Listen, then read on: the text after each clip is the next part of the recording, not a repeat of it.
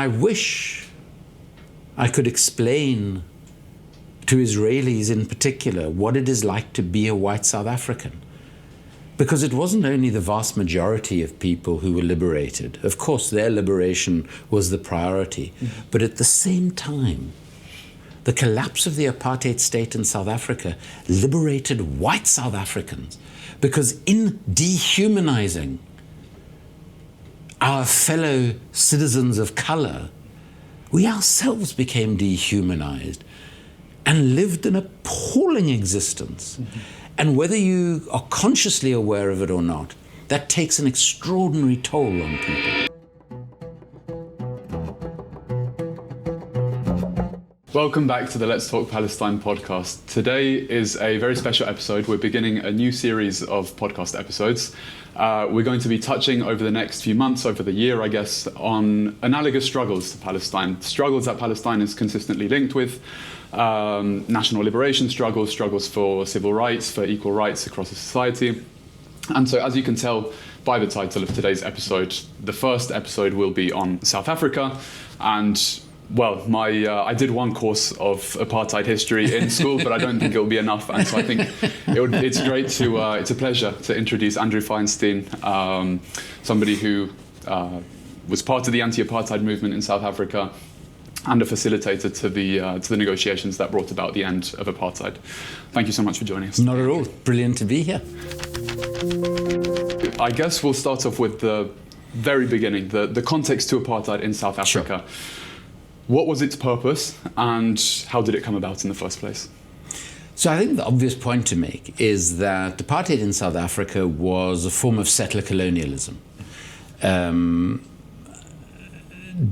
Dutch explorers, if you will, as they saw themselves, landed at the Cape of Storms in 1652, and they created a vegetable garden. And the purpose of the garden was to effectively replenish ships that were passing the Cape on their way to the east, where they were exploiting a whole range of other countries and people. So its initial purpose was very, very minimal. But of course, like any settler colonial enterprise, once they see a place, they decide that it's theirs and that it's theirs to exploit. And South Africa has always been incredibly rich in minerals. And over time, there was a intercolonial struggle, if you will, between the Dutch and the British as to control of the Cape. And the reason there was a struggle at all was because of that mineral wealth. A lot of speculators turned up as well to forage for gold, for diamonds, for any other minerals that they could lay their hands on. And of course, we were taught, I grew up in the country during apartheid, went to an all-white, all-male state school where our history lessons explained, in terms that won't be unfamiliar to you, that here were these people who arrived to find an empty land that they then developed. And it was a variety of people. After the Dutch came French Huguenots who'd been expelled from their own country.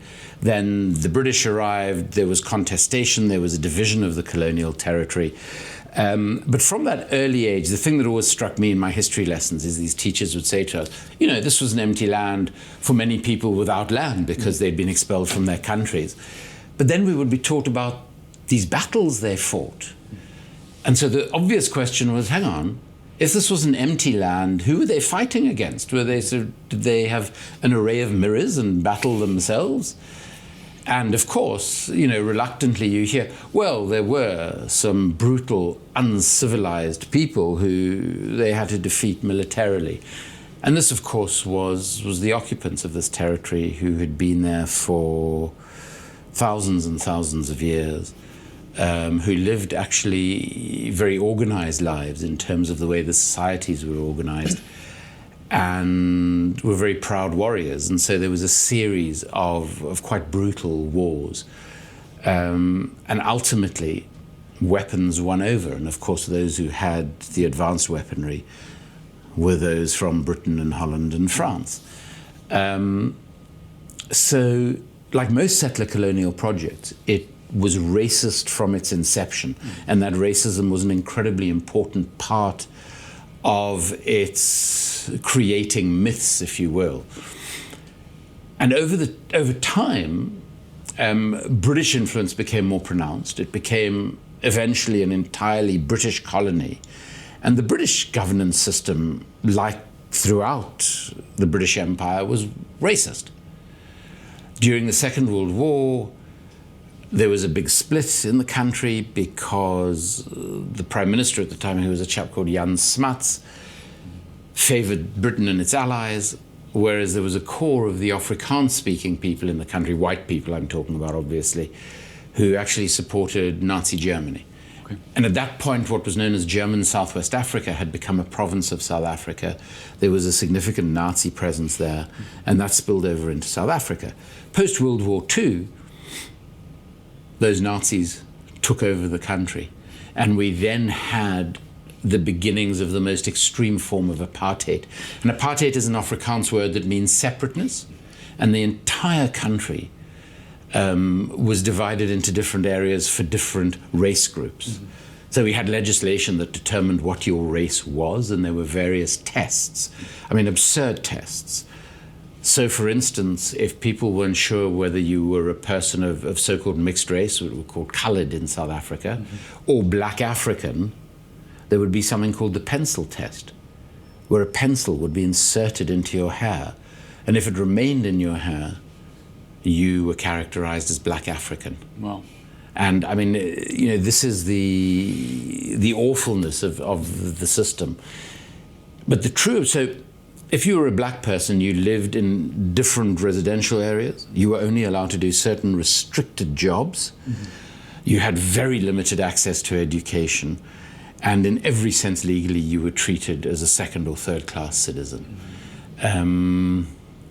And that was really the system. But I suppose the thing that best characterizes it for me, my wife is Bangladeshi. And we met here at university in the 80s when I'd had to leave South Africa for political reasons.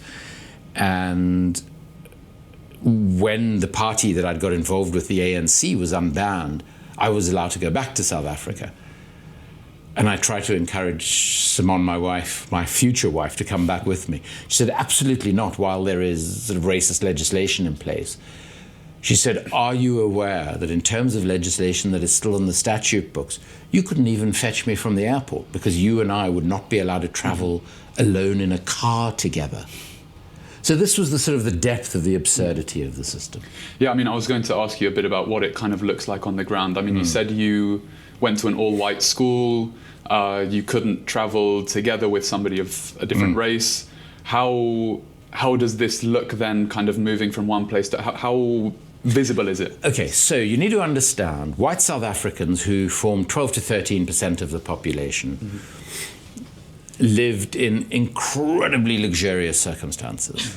The white group areas were, all of the investment took place in them. The black townships were miserable. There was no investment in them except policing. That was pretty much it. Services were non-existent. Sanitation in many of them was non-existent. And of course, apartheid was presented to the world as a system that was separate but equal, which was a nonsense. At the time that I was at school, just over 2,000 South African rand was spent every year on my education. 17 rand was spent on the education of every black child. And many black children couldn't even access education. Growing up as a white South African, it was bizarre. And I was lucky in that my mother was Austrian. She was a Holocaust survivor from Vienna. And we would travel to Austria quite regularly and actually stay there for a while. I did some of my primary schooling there. And so I did have an opportunity to experience slightly more normal societies. And it would be very strange going back to South Africa because you would have these areas where at sunset, any person of color would disappear. Because you had to have an identity document to be in a white group area for work, normally domestic service, but then you had to leave at sunset. Because there's no other reason to be there. No, apart from and of course you were a danger. Yeah. Oh, yeah, yeah. You know, that's how the state would perceive you. So you had to go back to your black group area. And I cannot tell you how weird it is to live in a society where racially, suddenly after a certain time, there are only white people around. And then I'd experience, my paternal grandmother, who was fairly wealthy, was a typical South African. She was extraordinarily racist. So she had this man who had worked for her for decades, who she would call boy. When I first met him, he was 68 years old. He would have to dress in shorts and a T-shirt and long socks. And he would do the garden and he would sort of drive her around. And I couldn't understand why she was referring to him as boy when he was so obviously an elderly man.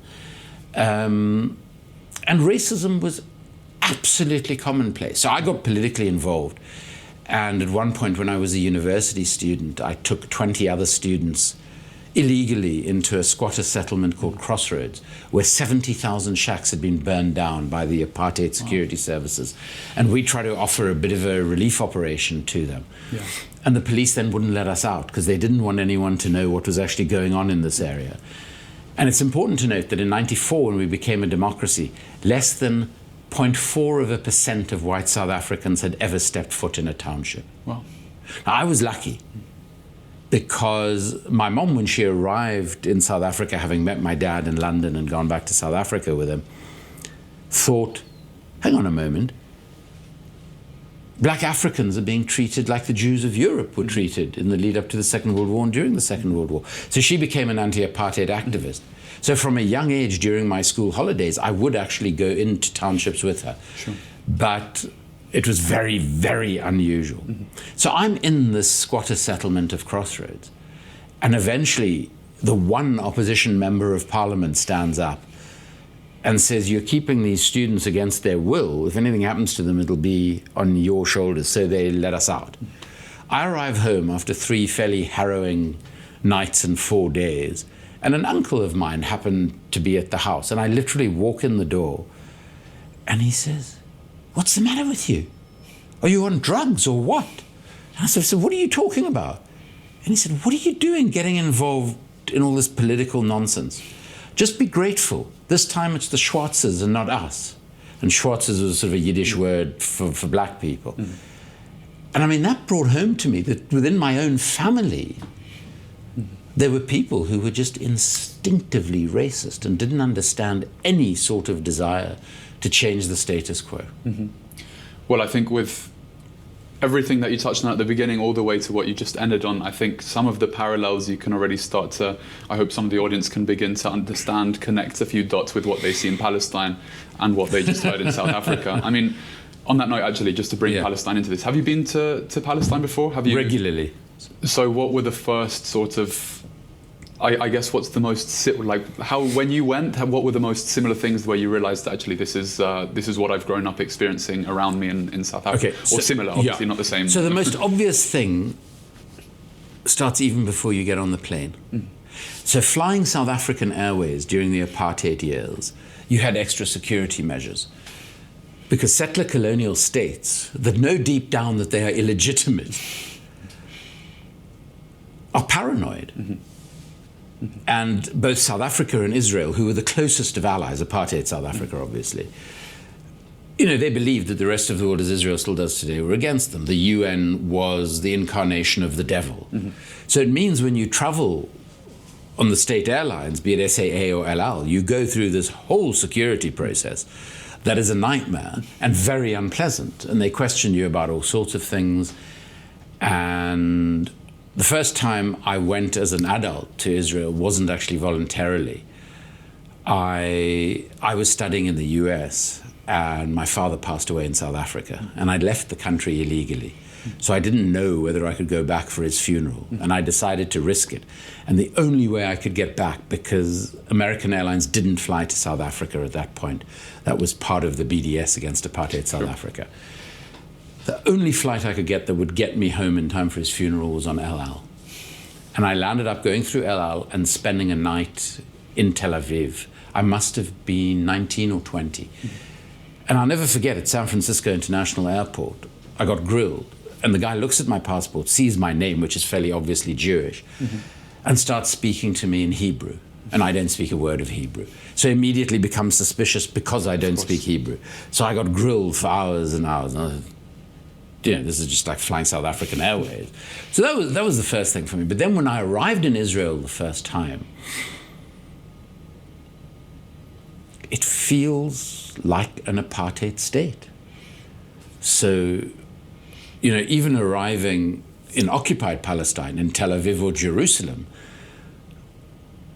it feels like being in sort of a white group area in South Africa. Yeah. Yeah.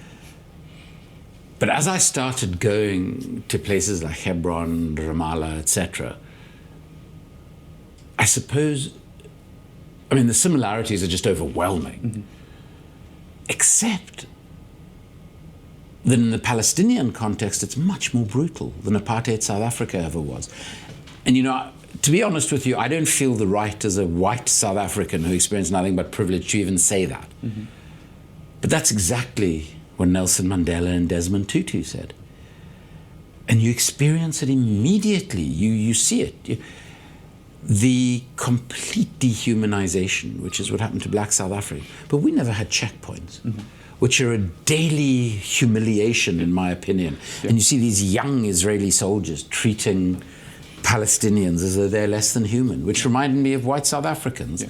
Then I think the second thing is how much more efficient the apartheid system mm-hmm.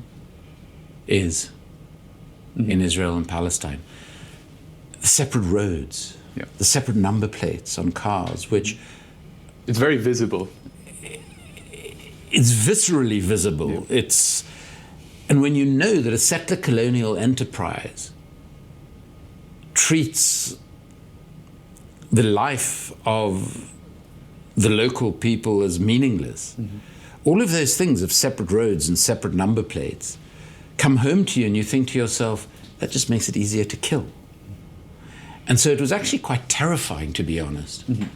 when I first started visiting the occupied territories because of those sort of structural things, I suppose. Mm-hmm. I guess, it's no secret that part of what has allowed Israel to flourish, in a sense, is its image, is its support, international support. Mm-hmm. I want to sort of see how similar that would be to apartheid South Africa. Was apartheid South Africa as dependent as Israel has, maybe not dependent, well, yes, dependent, on a perfect image in a neighborhood of bad people sort of thing?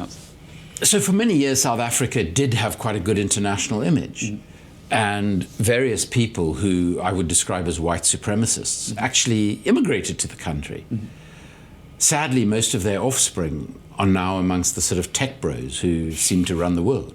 So, the Musk family, the Thiel or Thiel family, the grandparents went to South Africa because it was almost, they saw it as a sort of neo-Nazi utopia, mm-hmm. where white people could, in their terms, express themselves terrifyingly. The image one got in South Africa, where there was obviously a highly controlled media, was that we are basically a bastion of civilization on a continent of savages. Sounds familiar. Yeah, well, exactly. And anybody who is critical of us, because of course, from the 60s, as the anti-apartheid movement gained momentum, more and more people in the so-called West mm-hmm. became aware of the realities of apartheid South Africa. And anybody who criticized us, it was because, they were basically the incarnation of Sodom and Gomorrah. Mm-hmm. And the United Nations was the sort of poster child of this insane world that hated us because we were the true Christians. Mm-hmm. And it's very important to understand that Christian faith, through something called the Dutch Reformed Church, was incredibly important in justifying mm-hmm. the existence of apartheid South Africa, as was the suffering of the so-called Afrikaners or Boers, farmers, mm-hmm. who were put into concentration camps at various times in South Africa's history. Mm-hmm. And this was all part of a curated message of victimhood. So the similarities with Israel in that respect are overwhelming, which is why they were such close allies. Yeah, I guess in that sense, of course, you touched on BDS at one point before with the American airlines not flying to South Africa. I guess that might have been partly in a sense because the image was starting to deteriorate. I mean, something that I did learn in my history module course was the Sharpeville massacre, Soweto uprisings. Of course, we're in I guess, what one could describe as a similar situation now with Palestine, what we've just seen in Gaza, or what we are seeing in Gaza, sorry, I should say. The scale of violence is not comparable. No, not at all. But would you say that we're in a sort of analogous situation where the image is slightly starting to turn? Yeah, look, I think with apartheid South Africa, it took a while, and I'll explain that. Sharpeville was the first big event where women were protesting against having to carry their passbook, their ID document, to be in a white area, etc., etc. And 70 people were just shot dead. They were absolutely peaceful, etc., etc. And there was footage of it, which was very unusual. As a consequence of which it was used by the nascent anti-apartheid movement around the world to start isolating South Africa. But it took time. I mean, it took about 15 years before that really took hold. It took the 1976 Soweto massacre, where over 350 children were simply slaughtered as they marched in protest about having to learn at schools in Afrikaans, the language of their oppressor. And those two incidents, 15, 16 years apart, were absolutely central, because at the same time, in parallel, the apartheid state bought newspapers throughout Western Europe and the United States of America to become propaganda vehicles for the apartheid state.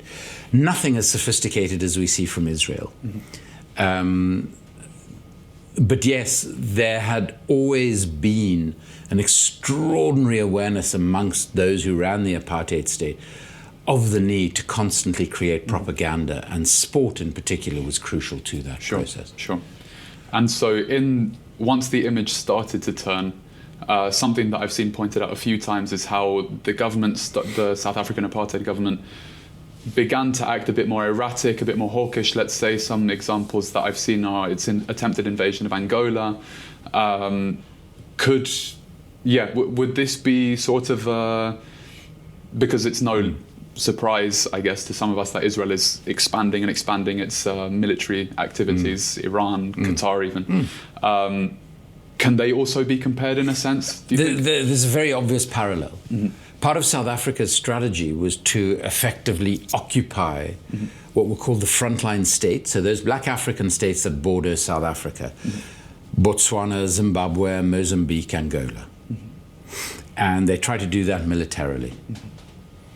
And they had the covert support of Western governments in doing that. So the United States of America, Britain, much of Western Europe. And a much stronger military advantage, I imagine, as well. I mean, again, not dissimilar to the situation in Palestine. I mean, this was a very sophisticated military. We, at the time of our 1994 democratic election, somewhere between 14 and 17% of our GDP was spent on the military, which is a huge amount. I mean, probably only surpassed by North Korea and Israel, would be my guess. And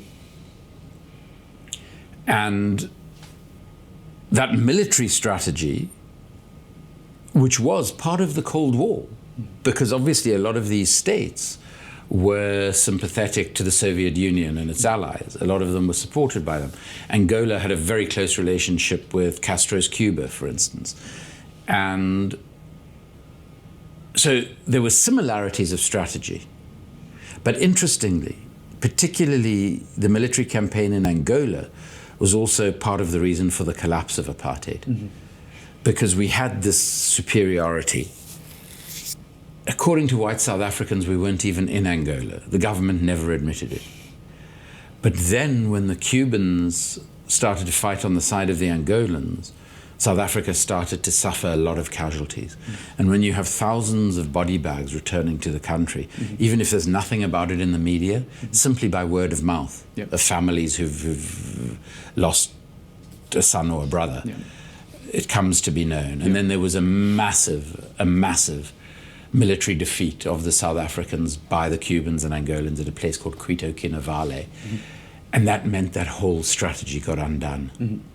But that similarity with Israel and its current behavior is an incredibly prescient and depressing one. It is quite important just to mention two differences. One, a very structural difference, which is that unlike Israel, the apartheid state in South Africa was entirely dependent on the black workforce to do all of the jobs that whites felt they didn't want to do, in a way that Israel has never quite been dependent on Palestinians. And this is, in my opinion, one of the reasons why there has been less killing on the scale that we've seen in Palestine. Because the South Africans would not simply wipe out tens of thousands of their workforce. They couldn't, Yeah. So that's a very important difference. The other very important difference, which you might want to discuss more, so I won't go into, is the attitude of Western governments. Even though they were supporting the apartheid state financially, militarily, they were doing so covertly because they knew that a majority of people in their countries would be opposed to their support for this racist system. Yeah, I mean, that's definitely something we'll touch on in a bit. Now I want to kind of look at a bit about the ties between Israel and South Africa. You mentioned before that they were very close. How widely was this known? Was this a very obvious, like you as an anti-apartheid activist, was this a well understood thing that Israel was staunchly behind?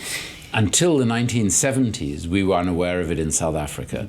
And my parents were, in a liberal sense, they were quite political. So they would have, if it was commonly known, they would have known. The one thing that made it fairly obvious, if you thought about it, was the fact that there were air links, direct air links between Israel and South Africa. But in the 70s, it all became much more public.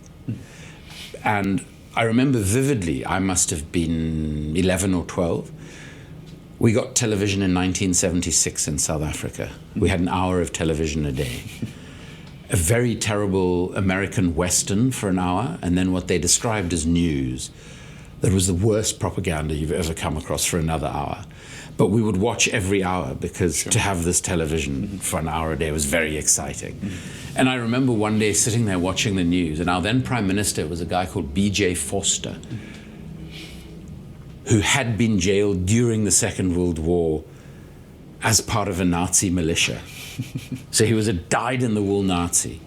He had been apartheid South Africa's most brutal police minister, where he had people thrown out of windows on 10th floor buildings in central Johannesburg to make an example of them because they were white people who'd got involved in the struggle, where they had murdered people like Steve Biko, who was one of our heroes in the struggle. He became prime minister. He made a trip to Israel, an official state visit that was all over our television. And this is where it started to become very obvious to us. I only discovered many years later through a brilliant book that was written that in fact on that visit, Vorster and the Israeli government did a deal that helped both South Africa and Israel become nuclear powers. And what we also realized as a consequence of that visit was that the military support between the two countries for each other was profound. So Israel provided the apartheid state with weaponry and military training. The apartheid state provided Israel with raw materials that were used in the making of its weapons. Sure. Was it just military ties, or was there also a lot of so there was a lot of trade ties. There were a lot of trade ties, obviously, but also there was a sort of what we in South Africa would have called a political toenadering, a sort of a realization that we were in the same position, a coming together, if you will. There were cultural ties. Well, this was obviously difficult because apartheid South Africa was a state led by committed neo-Nazis. But Israel has never had a problem allying itself with people who were deeply anti-Semitic, who had Nazi sympathies, in some instances were actual Nazis. So the social and cultural ties weren't that prominent because of this difficulty. And also, you know, a lot of the sort of devoted followers of the apartheid state would have grown up with a degree of anti-Semitism. I mean, I experienced anti-Semitism as a kid all the time from white people. But it was at the military and economic level that I think the links were most profound. Okay, so it wasn't sort of sold to the people as the way that the US and Israel, sort of the close relationship, special sort of Judeo-Christian values, all of that sort of thing. That was, it was kind of the opposite. Interestingly, South Africa did that more with Taiwan, because there was also a relationship with Taiwan. So these three pariah states were sort of quite close to each other. But with Taiwan, it was sort of more acceptable because there were obvious economic advantages. Interestingly, again, that created racial problems because people who were defined in apartheid terms as Chinese were sort of in the middle tier of racism, people of mixed race. So whenever people would come from Taiwan to South Africa, they got special dispensation to be in white areas, absurdly. But the relationship with Taiwan was known about more than the relationship with Israel. I want to, in a moment, to touch on the actual negotiations and kind of what brought around the end of apartheid. But one final question on Israel and South Africa. Did the ties last until the very last kind of moments, or did at some point even Israel say, this is a sinking ship, like we should save our image and sort of cut ties and that sort of thing? Israel never cut ties with apartheid South Africa. I think Israel learned a lot from the demise of apartheid South Africa, which we'll talk about, but remained a steadfast ally until apartheid started to be dismantled. The relationship post-1994 has been almost a reversal in that the ANC, Nelson Mandela's party, the African National Congress, has had to tread very carefully about its relationships with Israel because there is both a small economic and military relationship that has continued. But at the same time, there has been a lot of rhetoric against Israel in South Africa because the vast majority of South Africans are opposed to the state of Israel.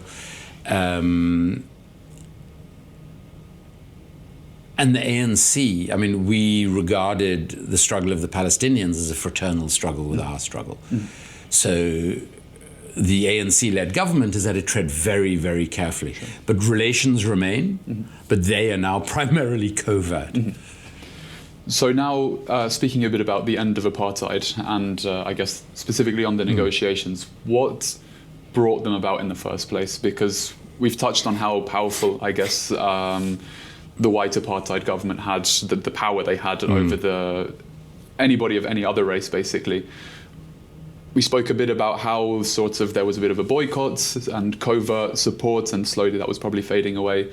What actually brought the apartheid government to the negotiation table? I quite like that, a bit of a boycott. It was a lot more than a bit of a boycott. So there were a number of factors that came together that led to the end of apartheid. BDS was absolutely central. So sports boycotts against apartheid South Africa that were sort of quite severe from 1974-75 had a huge psychological impact on white South Africans because, you know, our sort of priorities in South Africa are sport, religion, and racism, which go together, and then anything else. So this was a huge thing, that we couldn't play international sport. Rugby, particularly in cricket. Those were the two big things for white South Africans. Cultural stuff. There was a great movement around, you know, because we had, and this is another important similarity, we had 13 Bantustans, or so-called independent little homelands on the worst of South Africa's territory, least fertile, which was sort of where the 80-odd% of black South Africans were supposed to live. Most of them didn't. Most of them remained in urban areas, but their identity was linked to one of these Bantustans and their citizenship. The only economically viable activity in any of these places was gambling, which was illegal in apartheid South Africa, but you could do in these Bantustans. And there was a place called Sun City, and it became an entertainment venue and a casino venue. And artists in the world who had a conscience got together and did this song called We Won't Play Sun City. And that was really important in the cultural boycott. And then any artist who played, even in Sun City, so even in the Bantustans or in South Africa itself, became a target of boycotts globally. So there was the cultural boycott as well. But there was supposed to be a military boycott. But of course, that was being violated by most countries, unfortunately, which meant that the oppression of apartheid continued long after it needed to. The most important dimension of BDS was economic. And the key moment economically was when students in Britain and the United States of America, in their millions, quite literally, closed their accounts and refused to open accounts with Barclays Bank here and with what was then called Chase Manhattan in the US. These were the two banks that provided South Africa with most of its debt financing, with most of its foreign exchange, and was central to the running of the apartheid state. And when the executives of those two banks realized that they were losing an entire generation of customers, they started renegotiating their financial arrangements with South Africa. And at that point, the quality of life of white South Africans started to decline. And that is when the credibility of the apartheid state and its promise of an extraordinary life for any white South African from cradle to grave could no longer be delivered. And that happened at the same time that the Soviet Union was collapsing. And so the world order was undergoing massive change. And the apartheid state believed that the ANC was at its weakest. But the other thing that was happening internally, and this is sort of the final spoke to how apartheid ended, was that there was a massive increase in unrest within the country. The liberation movement was effectively making the townships ungovernable. So it was becoming almost impossible for the military and the police to go into these areas. And so they started costing the apartheid state more money as well to police them. And so it was a combination. And then there was a series of general strikes by black workers across the economy during the 1980s. So all of those factors, external BDS, internal unrest, and then what was happening geopolitically, that led to the start of the negotiations. So the negotiations, I'm guessing, well, who would have come up with the idea first? Would it have been, I imagine the apartheid government sort of reached out? How did this all look? So at the point where, because we had a president called F.W. de Klerk at the time, who came from the right wing of an already far right-wing party. So he was no liberal, but he was a pragmatist. And after the defeat in Angola, the military defeat, so the strategy of effectively developing a series of frontline states that were sympathetic to the apartheid state was over. He was pragmatic enough to realize we'd suffered military defeat, our economy was in the toilet, it was affecting the day-to-day quality of life of white South Africans. The Soviet Union, the biggest supporter of the ANC, they thought, which wasn't correct, but that's what they thought, had collapsed. So the ANC was in its weakest position. This is the moment to negotiate. And he honestly believed, and this is the extraordinary thing that shows the delusion of these sorts of states, I suppose, and individuals. He was convinced by his intelligence services that he could still retain power, even in a democracy, because the ANC didn't really have the support it claimed to have. And that together with moderate black allies, the National Party, the party of apartheid, would be able to retain power, which of course was completely wrong.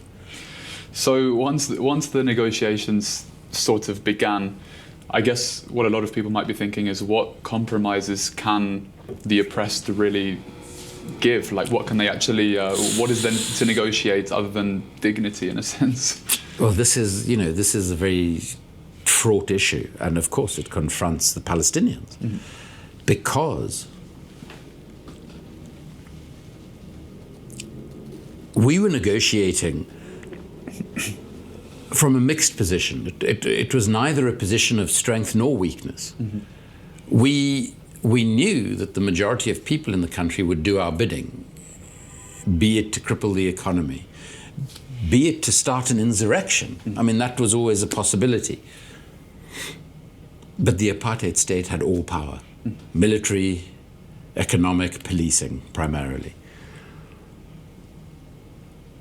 But also because of the nature of the ANC, and it's very important to understand this. The ANC had been started in 1912 as a nationalist black resistance movement by a group of middle-class black Africans.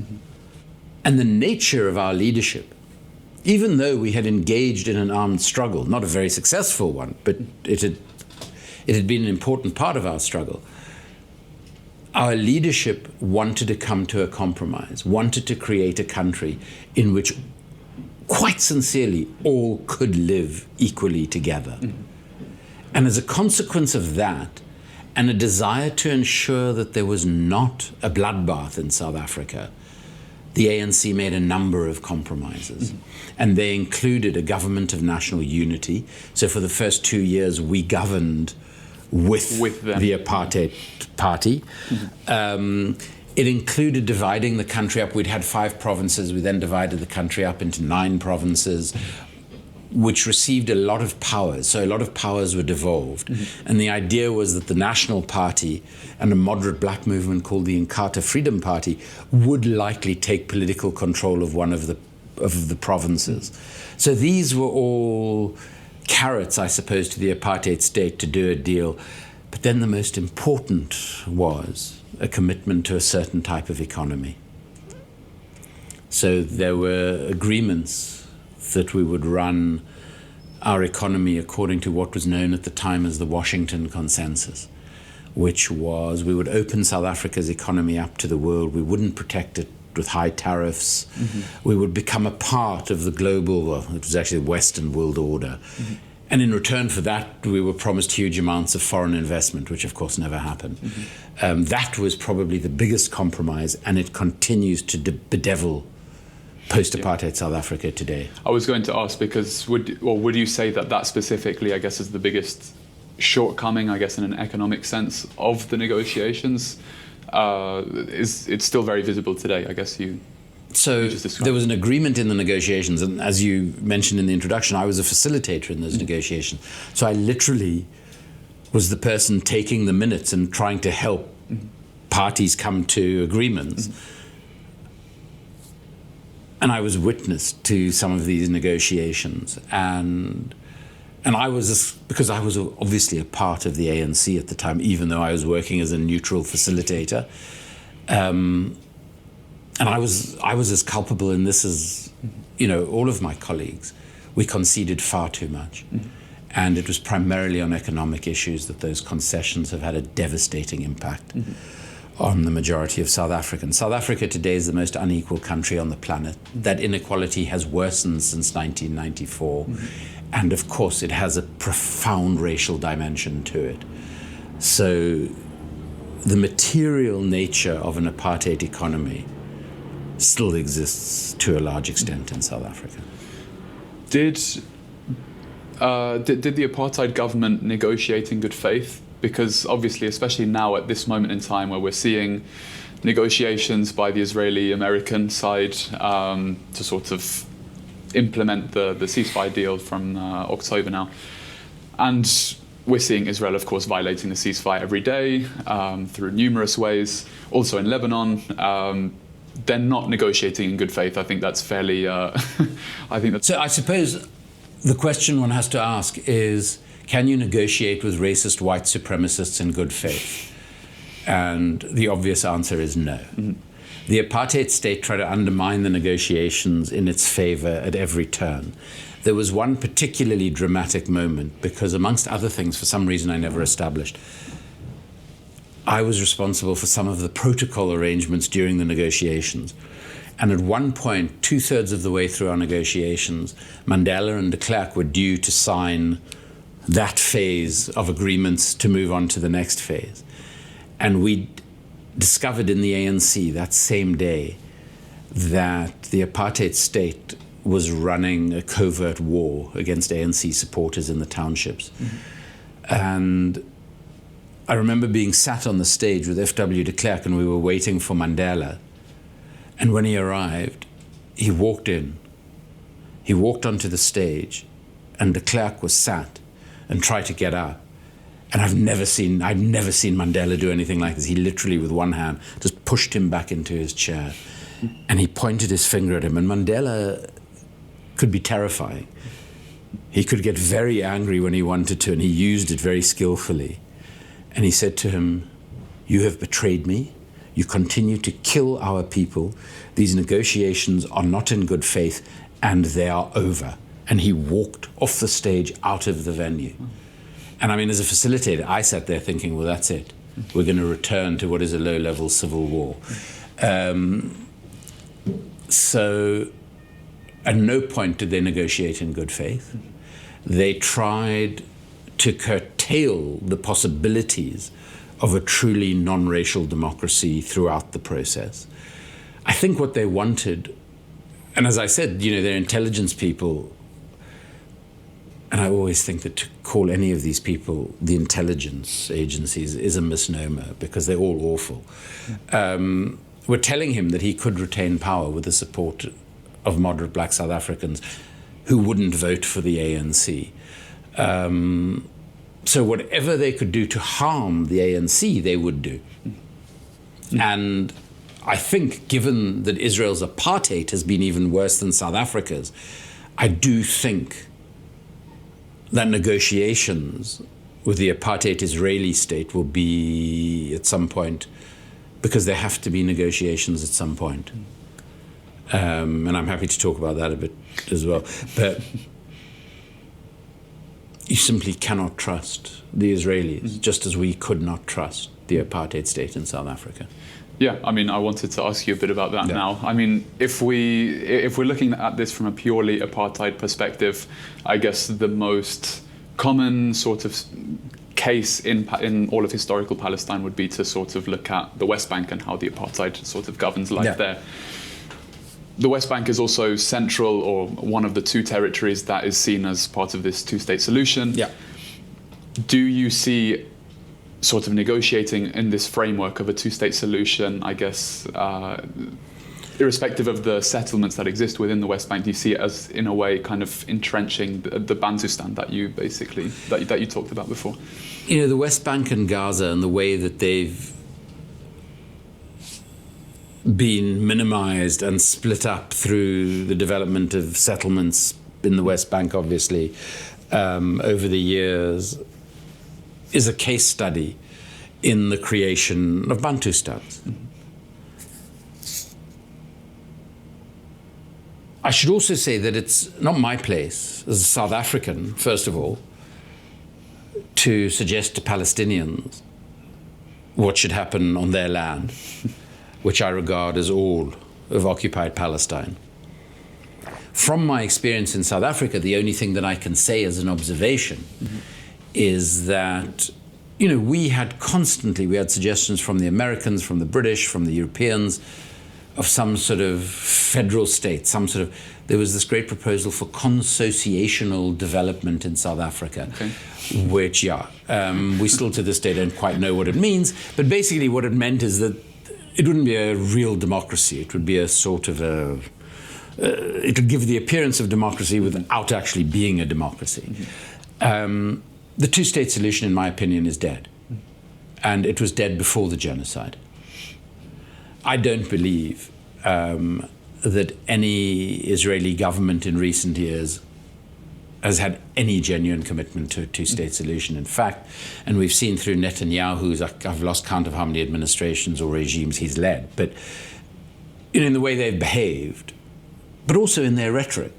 Because like the apartheid state with the Israelis, to understand what they really want to do, you just have to listen to them, because they're incapable of shutting up, and they say what they're thinking very stupidly. In Hebrew, though, not in Hebrew, English. sure. But, with translation tools, that doesn't really protect them anymore. Yeah. They are committed to a Jewish ethno-state from the river to the sea. That is the reality. Mm-hmm. And Israeli politics make that the only option at this point for any Israeli political party that wants to play a role in government and in power, which is terrifying. So what is our experience in South Africa?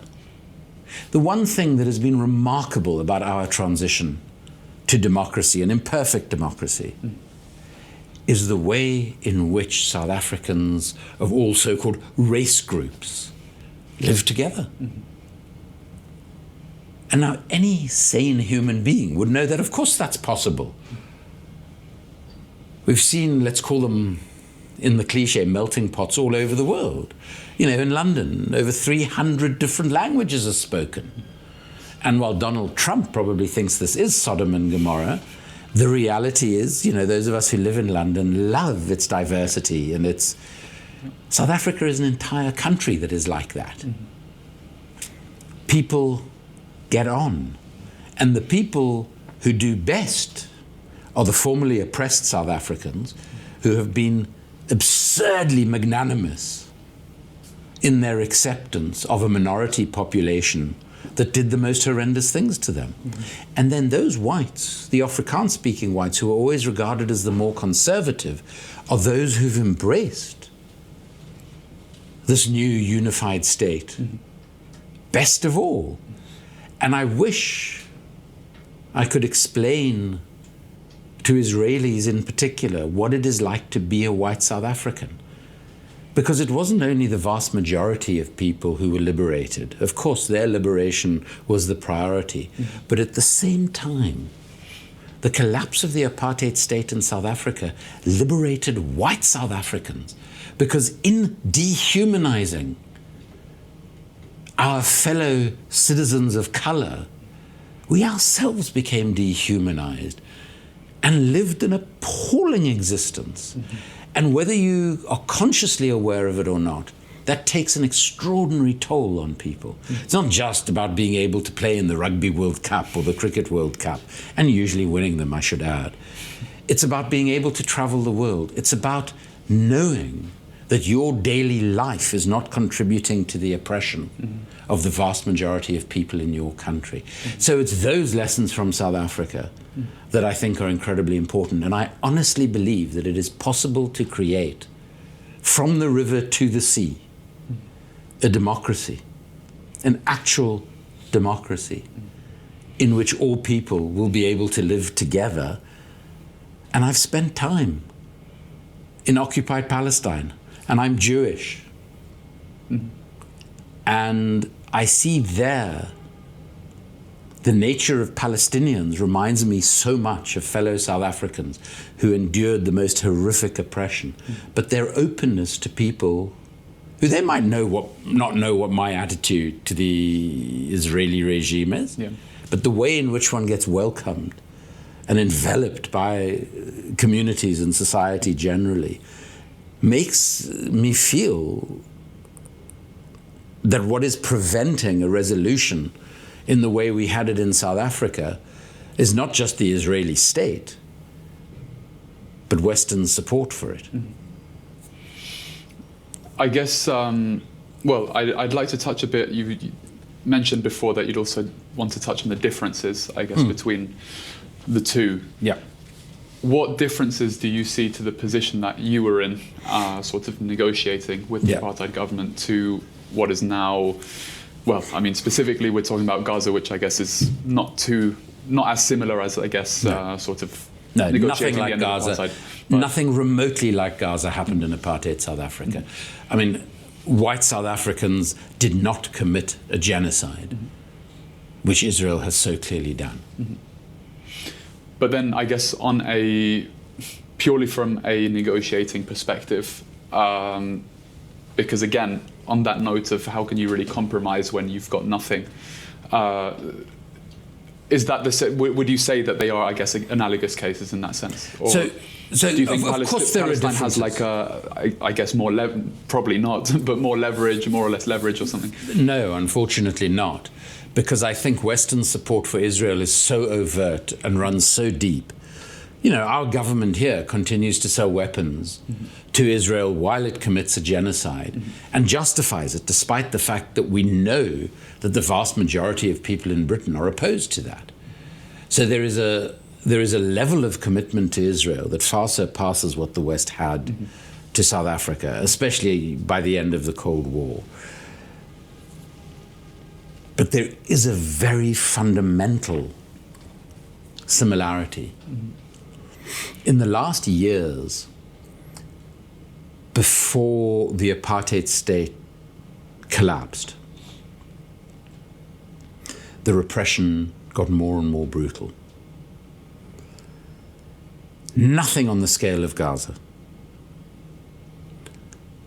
but there was a desperation to it. The apartheid military seemed so powerful internally that we couldn't figure out what the route to change really was. I mean, we had this idea of BDS, armed struggle, civil resistance, and economic resistance.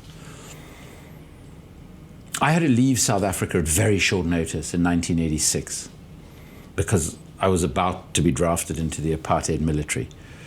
And there was a suspicion that the apartheid state knew of because I sort of got involved with the still banned illegal underground ANC. So I leave in 1986. I'm 21 years old. And I'm thinking to myself, I will never again set foot in the country of my birth.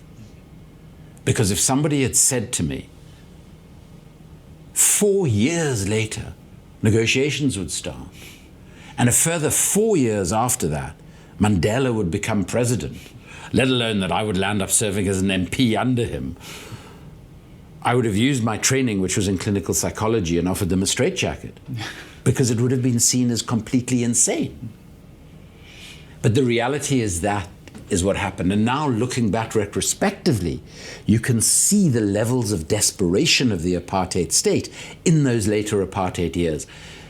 And I honestly believe that there is a strong element of that in the Israeli state at the moment, because the Israeli state is so brazenly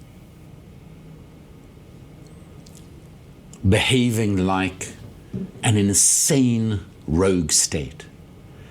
And I think that the legacy of Gaza, amidst all the trauma and all the tragedy, is it's going to be this moment of ultimate darkness from which light eventually emerges. Because it is not possible for a state to behave like Israel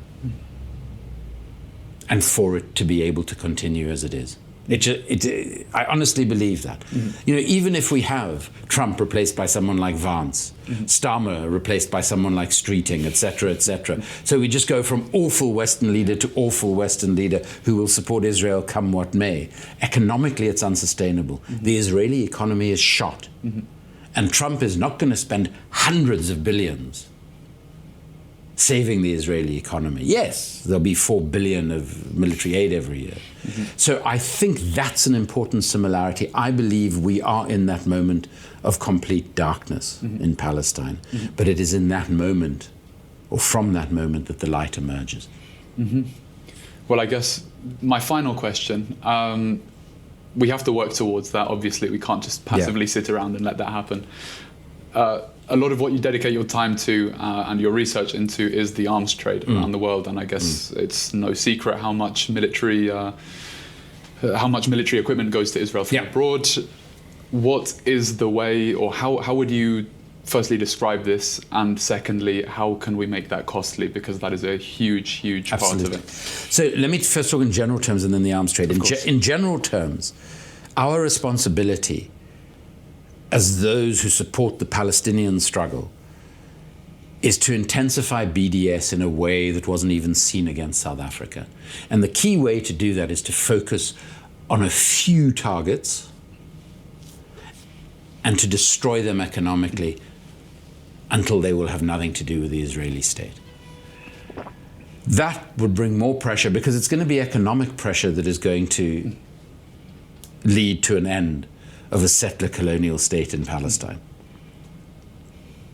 Then when it comes specifically to arms, we need to understand that the British government, the American government, all the governments of the EU who are weapons producers and who sell arms to Israel are breaking the law in our own country. And this is the irony of what we're seeing with people being treated as terrorists, being held on remand for years, is that our own government is breaking the law, and what those people are doing is defying our own government's illegal actions. Because in terms of our own arms export controls, there is absolutely no way we can legally be providing Israel with arms. And when people realize that that is being done in our names with our tax pounds and dollars, it's also our responsibility to stop it. And the way we stop it is we stop voting for people who support doing that.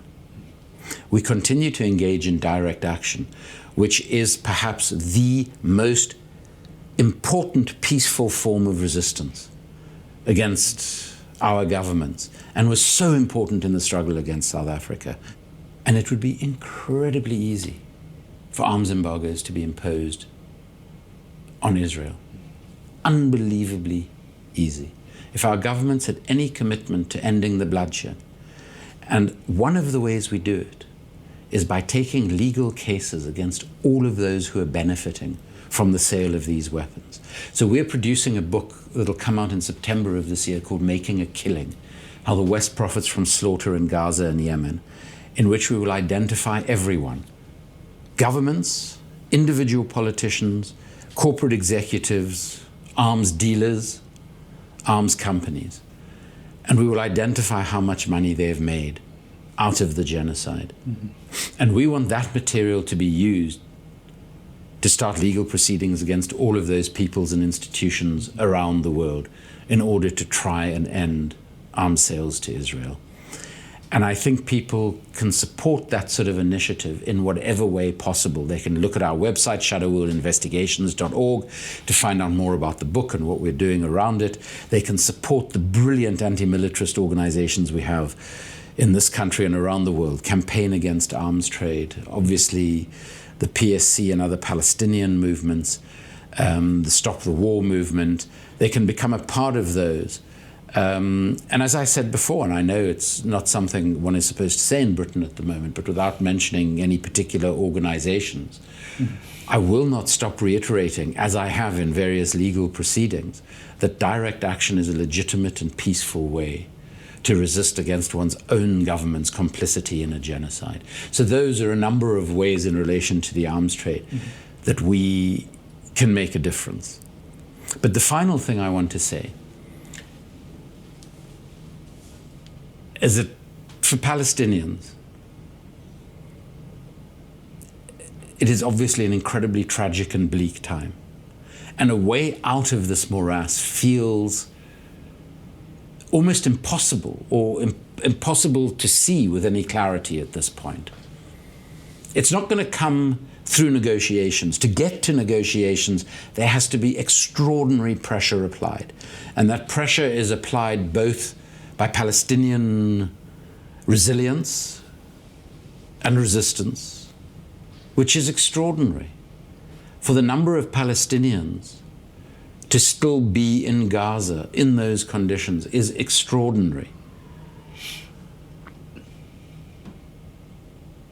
But it is in these darkest moments that the beginnings of the end of that settler colonial project are to be seen. And, you know, Mandela was asked time and time again, how on earth did you remain optimistic for 27 years in an apartheid jail in the most appalling conditions? And remember, this is a man who emerged from those 27 years to say, our freedom is incomplete without the freedom of the Palestinians, which is quite something to say just after you're released from prison. But he also said something else that Zoran Mamdani repeated when he became mayor of New York City, which is really important. He said, you know, it's really about the realization that anything, including this sort of political victory, is only impossible until it's done. Because it feels impossible in the moment. Yeah.